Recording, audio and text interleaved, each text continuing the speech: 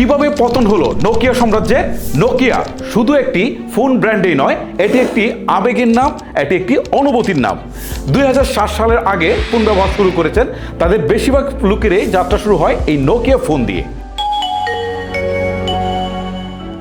একটা সময় ছিল যখন সারা পৃথিবীতে একছত্র রাজত্ব করছিল নোকিয়া, কিন্তু কিভাবে দশে গেল সেই সাম্রাজ্য? আজকের ভিডিওতে সেটাই এক্সপ্লেন করব। হ্যালো এভরিওয়ান, ইন্টারেস্টিং এই ভিডিওতে আপনাদের সাথে আছি আমি হিমেল। চলুন তাহলে শুরু করি। নোকিয়ার পতনের কারণগুলো এক্সপ্লেন করার আগে আপনাদেরকে বলি যে নোকিয়া কেন বিশ্ববিখ্যাত ছিল। প্রথমত, নোকিয়ার ফোন ছিল অনেক বেশি ডিউরেবল। আপনারা দেখবেন কোনো টেস্টিংয়ে দেখায় যে আকাশ থেকে অর্থাৎ হেলিকপ্টারে 1000 ফিট উপর থেকে ফেলে দিচ্ছে, ফেলে দেওয়ার পর সেই ফোনটাকে আবার নতুন করে জোড়া দিচ্ছে, ফোনটা চলছে। মানে এত পরিমাণে শক্তিশালী ছিল, এটার উপর দিয়ে গাড়ি তুলে দিত তাও কিছু হতো না। দ্বিতীয়ত, ফোনের ব্যাটারি ব্যাকআপ ছিল অসাধারণ।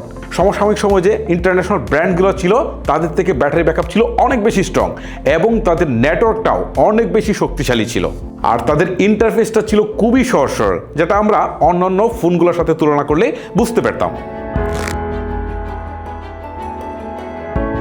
কেন নোকিয়ার পতন হলো এটা নিয়ে কথা বলি। 2007 সালে অ্যাপেল তাদের প্রথম আইফোনটা বাজারে আনে। এটা ছিল নোকিয়ার জন্য একটা ধাক্কা। পরবর্তীতে সবচেয়ে বড় যে ধাক্কাটা দেয় সেটা হচ্ছে গুগল, অর্থাৎ তার অপারেটিং সিস্টেম অ্যান্ড্রয়েড বাজারে আনে।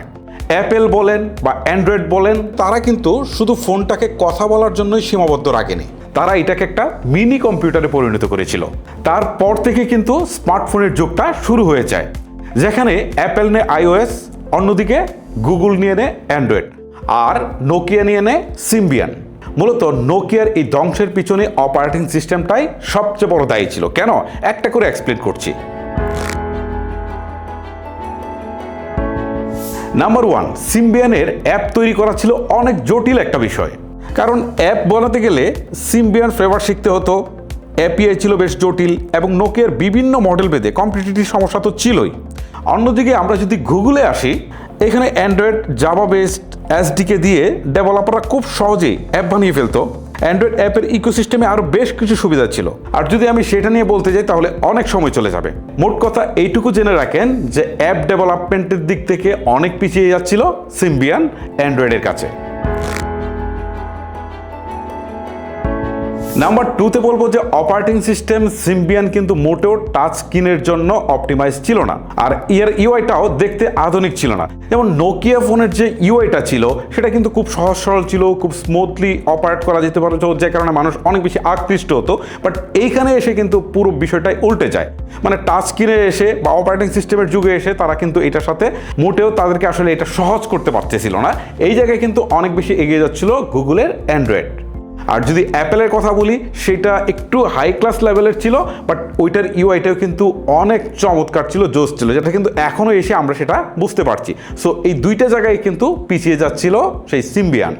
আর এই অবস্থায় 11 ফেব্রুয়ারি 2011 সালে একটা ভুল সিদ্ধান্ত নিল নোকিয়া, অর্থাৎ তারা মাইক্রোসফটের সাথে একটা চুক্তি করলো যে এখন থেকে তারা মাইক্রোসফটের অপারেটিং সিস্টেমটা ইউজ করবে। আর এইটাই নোকিয়ার ধ্বংসের পিছনে, মানে তাদের কফিনের যে লাস্ট যে প্যারেক ছিল সেটা কিন্তু তারা মেরে দিল, অর্থাৎ এইটা ছিল তাদের লাস্ট প্যারেক। মাইক্রোসফট কম্পিউটারের অপারেটিং সিস্টেম জগতে সুপার হলেও এইখানে কিন্তু তারা সুপার ফ্লপ, সাথে নোকিয়া ফ্লপ। দেখেন, অ্যাপেল প্রিমিয়াম যে সিগমেন্টটা ছিল সেটা কিন্তু তারা ধরে ফেললো, আর অ্যান্ড্রয়েড কি করলো, একদম ফ্ল্যাগশিপ থেকে শুরু করে একদম মিড লেভেল, লোয়ার লেভেল বা এন্ট্রি লেভেল সব ধরে ফেললো। এখানে একটা বড় ধাক্কা খেলো নোকিয়া, অর্থাৎ অ্যান্ড্রয়েড অপারেটিং সিস্টেমটা ইউজ করতে পারছে স্যামসাংয়ের মতো বিখ্যাত ব্র্যান্ড, এইচটিসি, মটোরোলা বা তখনকার সময়ে যেগুলো ছিল সনি, সেগুলো ইউজ করতে পারছিল। তার মধ্যে আরেকটা বড় ধাক্কা আসে, সেটা হচ্ছে চাইনিজ কিছু ব্র্যান্ড তখন মার্কেটে আসে, যেমন অপ্পো, ভিভো, এই ব্র্যান্ডগুলা।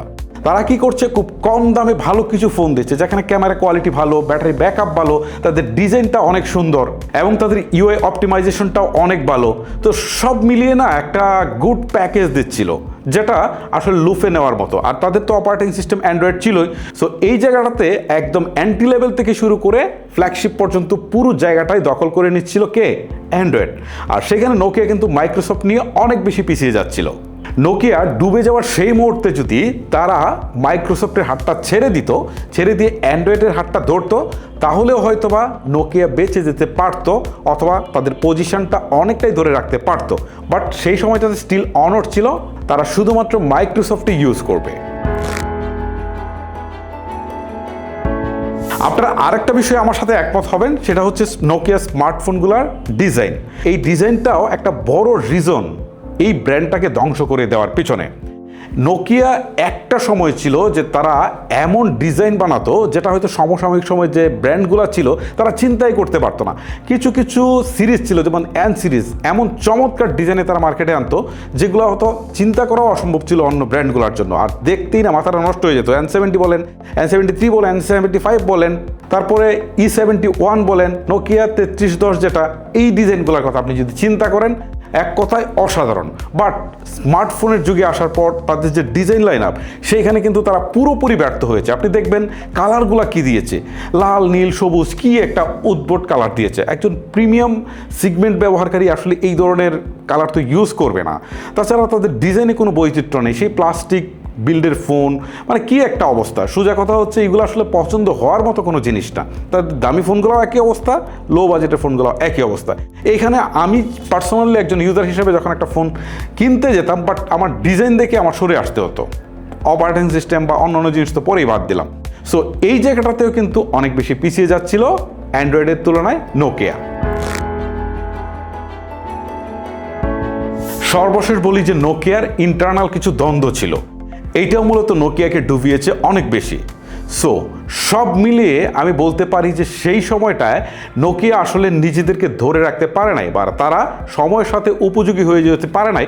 বিশেষ করে তারা যে স্মার্টফোনের যুগটাকে সেভাবে স্বীকার করেনি বা সেটার সাথে খাপ খাওয়াতে পারেনি, সেটাই আসলে তাদের ধ্বংসের পিছনে একটা বড় কারণ। এটা থেকে আমরা একটা শিক্ষা নিতে পারি যে আমাদেরকে অবশ্যই সময়ের সাথে সাথে আপডেট এবং আপগ্রেড দুইটাই হতে হবে, তা না হলে কিন্তু আমরা সময় থেকে পিছিয়ে যাব। আমরা যত পপুলারই হই বা যত কিছুই আমাদের থাকুক, সব কিছু থেকে আমরা ধ্বংস হয়ে যাব বা পিছিয়ে যাব। সো নোকিয়ার থেকে আমাদের সকলের শিক্ষা নেওয়া উচিত। গাইস, ভিডিওটি লেন্দি করছি না, শেষ করছি এখানে। ভিডিওটি সম্পর্কে আপনার অভিমত আপনি চাইলে কমেন্ট করে জানাতে পারেন। আল্লাহ হাফেজ।